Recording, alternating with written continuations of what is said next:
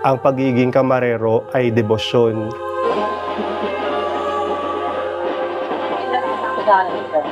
Hindi ito layaw, hindi ito basta lang magustuhan. Katulad namin, ang mga poon ay yung iba namana, yung iba kusang ipinagawa.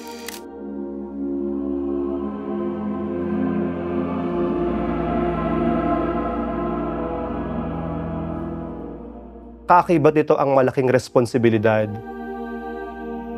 Hindi sinasamba ang mga rebulto.